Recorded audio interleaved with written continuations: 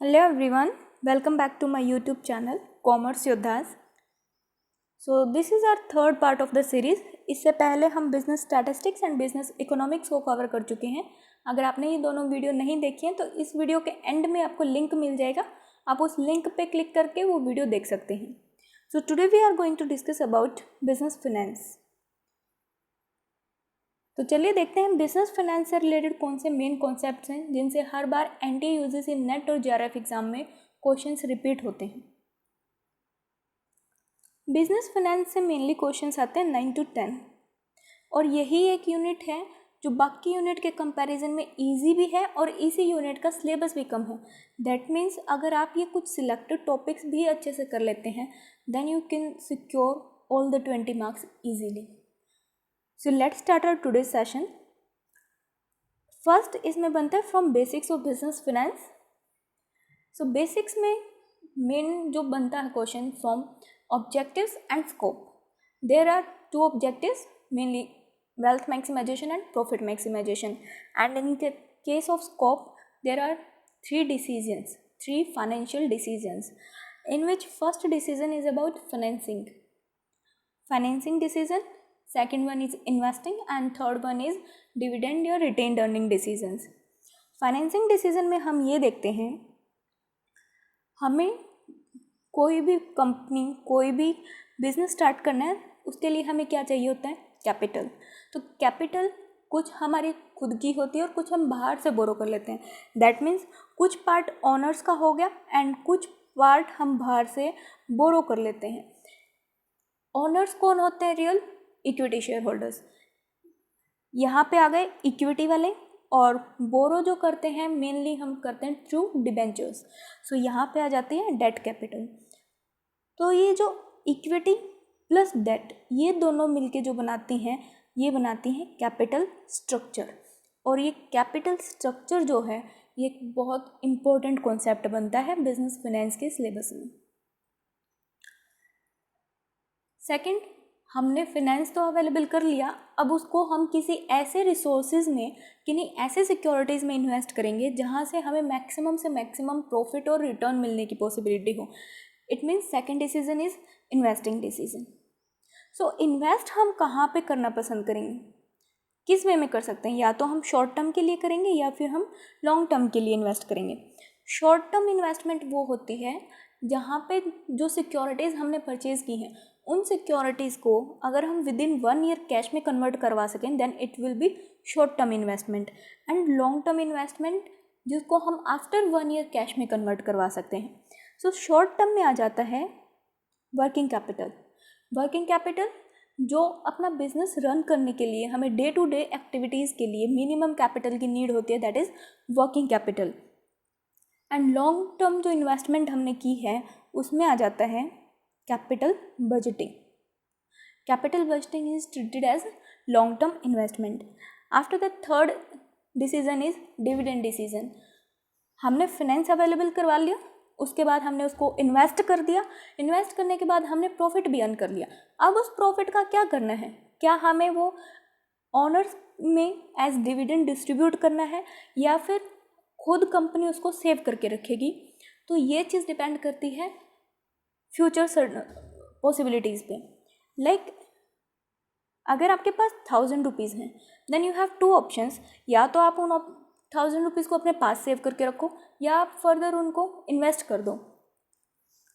सो अगर आप सेव करते हैं तो 1000 ही रहेंगे, लेकिन अगर आप इन्वेस्ट कर देते हैं then it is the possibility that ये 1000 रुपीज़ 1500 में कन्वर्ट हो सकते हैं. ये हो गई first situation. Second one is यहाँ तो 1000 ही रहेंगे, हो सकता है हमें इन्वेस्टमेंट करने से लॉस भी हो सकता है बिकॉज प्रॉफिट हो सकता है तो लॉस भी तो हो सकता है ना. तो हो सकता है ये 800 में कन्वर्ट हो सके. तो फर्स्ट सिचुएशन में आप कौन सा ऑप्शन चूज़ करेंगे? Obviously this. And in case of second situation we will choose this option. तो इसी तरीके से कंपनी भी डिसीजन लेती है. अगर फ्यूचर में बेटर अर्निंग्स की पॉसिबिलिटी हो तो वो प्रॉफिट्स का मैक्सिमम पार्ट अपने पास रिटेन करके रखेगी और कुछ पार्ट एज डिविडेंड डिस्ट्रीब्यूट कर देगी अमंग इक्विटी शेयर होल्डर्स. और अगर फ्यूचर में अच्छी पॉसिबिलिटीज़ नहीं हैं then maximum part among share holders distribute कर देती है एज डिविडेंड और कुछ पार्ट अपने पास सेव करके रखती है for meeting it's working capital needs. तो ये हो गया basics of business finance. After that question is asked from cost of capital. Cost of capital से भी एग्जाम में क्वेश्चन रिपीट हो रहे हैं। कॉस्ट ऑफ कैपिटल में क्या जाता है, weighted average cost of capital. यहाँ पे आते हैं मेनली फॉर्मूलाज। सो फॉर्मूलाज आपको करने हैं। अर्निंग पर शेयर कहा जाता है, कॉस्ट ऑफ रिटेन्ड अर्निंग्स। इसी तरीके के जो भी इस चैप्टर में आपको फॉर्मूलेज गिवन है वो फॉर्मूलाज आपको करने हैं विद एक्सप्लेनेशन। आफ्टर दैट जो रहता है important, that is capital structure. मैंने अभी आपको बताया था जो इक्विटी प्लस डेट का कॉम्बिनेशन बनता है दैट इज़ कैपिटल स्ट्रक्चर। तो कैपिटल स्ट्रक्चर में जिनसे क्वेश्चन हर बार रिपीट हो रहा है that is from theories of capital structure. There are 4 theories: net income approach, net operating income approach, traditional and Modigliani and Miller approach, MM approach बोल देते हैं जिसको। सो ये 4 थ्योरीज हैं। आपको ये थ्योरीज अच्छे से करनी होती हैं। इन थ्योरीज को किसने दिया, कब दिया, इनके अजम्पशंस क्या हैं एंड इनका कंक्लूजन क्या है, ये चीज़ें देखनी होती हैं। प्लस एक चीज़ और, इन थ्योरीज में कौन सी थ्योरी रेलेवेंट है एंड कौन सी थ्योरी इररेलेवेंट है।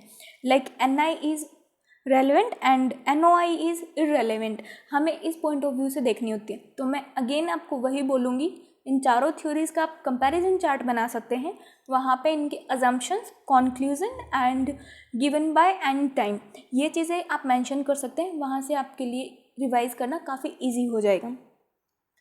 After that capital budgeting decisions. Capital budgeting अभी मैंने क्या बताया था, जो हम लॉन्ग टर्म इन्वेस्टमेंट करते हैं that will be treated as capital budgeting decisions. Capital budgeting decision में मेथड से हर बार क्वेश्चन रिपीट हो रहे हैं। इनके हैं methods. So there are 2 methods mainly, traditional and modern. Traditional में आ जाते हैं payback period method and average rate of revenue method. And इसी टाइप से 4 मेथड्स आ जाते हैं ट्रेडिशनल के। वो मेथड्स आपको करने हैं। After that working capital management. Working capital को स्टेटमेंट फॉर्म में बना के दे देते हैं। कुछ फैक्टर्स होते हैं इनके जिन पे डिपेंड करता है कि वर्किंग कैपिटल हमें कौन सी केस में ज़्यादा ज़रूरत है और किस केस में हम कम वर्किंग कैपिटल में काम चला सकते हैं। लाइक अगर हमारी फर्म का साइज़ बड़ा है तो हमें वर्किंग कैपिटल कितनी चाहिए, ऑब्वियसली ज़्यादा चाहिए। और अगर size of firm is less small then we need less working capital. इसी तरीके से बहुत सारे इसमें फैक्टर्स होते हैं, उन फैक्टर्स को विद एक्सप्लेनेशन कर लीजिए। उनको स्टेटमेंट फॉर्म में काफ़ी बार पूछा गया है अब तक। Dividend decision most important. Dividend decision में आ जाती हैं theories. There are mainly 7 theories of dividend decision, like bird in hand theory. इस टाइप से बहुत सारी इसकी थ्योरीज हैं। वो थ्योरीज आपको करनी है कि कब दी थी, किसने दी थी और उस थ्योरी में क्या बोला गया है। उसको भी बहुत बार स्टेटमेंट फॉर्म में पूछ लेते हैं या फिर रीजनिंग और एनालिसिस के फॉर्म में पूछ लिया जाता है। ये जो पोर्शन है ये हमारा ऐड किया गया है आफ्टर जून 2019। सो इसमें आप कर सकते हैं एसेट सिक्योरिटाइजेशन। एसेट सिक्योरिटाइजेशन क्या होता है, जो NPAs होती है, नॉन परफॉर्मिंग एसेट्स, उनको एक सेफ सिक्योरिटी में, एक सक्सेसफुल सिक्योरिटी में कन्वर्ट करने के लिए उन NPAs को मार्केट में री इशू कर दिया जाता है as asset backed securities. Asset backed securities का बेनिफिट क्या होता है कि हमें अपनी बैलेंस शीट में, फर्म को बैलेंस शीट में ये शो नहीं करनी पड़ती। और जो इन्वेस्टर होता है, जो इन सिक्योरिटीज़ को परचेज़ कर रहा होता है, उनको पता भी नहीं होता कि वो एक्चुअल में एसेट बैक्ड सिक्योरिटीज़ को परचेज़ करें। उनको लगता है कि फ्रेश सिक्योरिटीज़ हैं। सो इस टाइप से जो NPAs को सक्सेसफुल सिक्योरिटीज़ में कन्वर्ट करवा लिया जाता है। इसका एक कंप्लीट टॉपिक है, वो मैं आपको आने वाली सीरीज़ में कवर करवा दूँगी। इसके बाद आप ADR एंड GDR में डिफरेंस देख सकते हैं। ADR is American depository receipts and global depository receipts. आप इनमें डिफरेंस देख सकते हैं। एक क्वेश्चन पूछा जाता है हमेशा फ्रॉम कमिटीज़। बिजनेस फाइनेंस में काफ़ी कमिटीज़ आती हैं सिलेबस में जो हम जनरली स्किप कर देते हैं, बट हर बार क्वेश्चन एक रिपीट ज़रूर होता है फ्रॉम कमिटीज़। कमिटीज़ में लिया जाती है Dahejia committee, Tandon committee, core group committee, इस टाइप की कुछ कमिटीज़ हैं। आपको वो देखनी है कि किसने दी थी और उन कमिटीज़ में उनको क्या रिकमेंड किया उन्होंने, रिकमेंडेशंस देखनी है हर कमेटी की।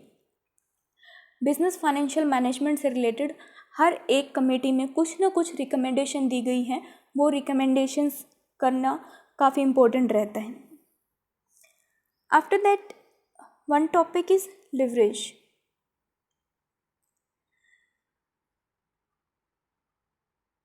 लिवरेज से भी काफ़ी बार क्वेश्चन रिपीट होता है। तो लिवरेज में 3 टाइप्स आ जाते हैं, operating leverage, financial leverage and composite या सुपर लिवरेज। ऑपरेटिंग लिवरेज क्या होता है, जो ऑपरेटिंग कॉस्ट की वजह से अराइज होता है। सो इसमें हमें यूँ ऐसे देखना होता है कि कौन से केस में रिस्क हाई होगा फर्म के लिए और कौन से केस में फर्म के लिए रिस्क कम होगा, कब वैल्यू ऑफ फर्म इंक्रीज़ होगी और कब वैल्यू ऑफ फर्म डिक्रीज़ होगी, कौन से कम्बिनेशन से, इस टाइप से इन लिवरेज में देखा जाता है। तो यहाँ पे जो मेन रहता है इन तीनों लिवरेज का फॉर्मूला और इनकी डिग्री ऑफ लिवरेज। इस चीज़ को स्किप मत कीजिएगा, क्योंकि ये फॉर्मूला को स्टेटमेंट फॉर्म में कन्वर्ट करके पूछ लेते हैं या फिर डायरेक्ट फॉर्मूला पूछ लेते हैं, उसकी वैल्यू निकालना पूछ लेते हैं। आफ्टर दैट एक कॉन्सेप्ट बनता है that is कैपम, CAPM, capital asset pricing model. ये फॉर्मूला बहुत बार रिपीट हुआ है लास्ट ईयर क्वेश्चंस में। तो इसका फॉर्मूला रहता है risk free rate plus beta into में risk free rate minus market risk. So यहाँ पे इन तीनों की वैल्यू दे दी जाती है और हमें कैपम की वैल्यू फाइंड आउट करनी होती है। और इसमें पूछ लेते हैं कि कैपम किसने दिया, हैरी मार्कोविट्ज़ ने दिया था ये 1952 में। इस टाइप से आपको कंप्लीट कॉन्सेप्ट करना होता है। जो भी कॉन्सेप्ट मैंने आपको बताए हैं उन कॉन्सेप्ट से रिलेटेड जो भी इन्फॉर्मेशन गिवन हो उसको स्किप नहीं करना है। अगर आप उनमें से कुछ भी स्किप करते हैं इट मीन्स उस कॉन्सेप्ट से तो कहीं से भी कुछ भी पूछा जा सकता है ना, that means you are losing your 2 marks with each concept. So अच्छे से कीजिएगा। आज की वीडियो में इतना ही। आई होप आपको इस वीडियो से कुछ हेल्प मिलेगी आपकी प्रिपरेशन में। अगर वीडियो पसंद आई है then please like and share and subscribe the channel so you will get all the notifications.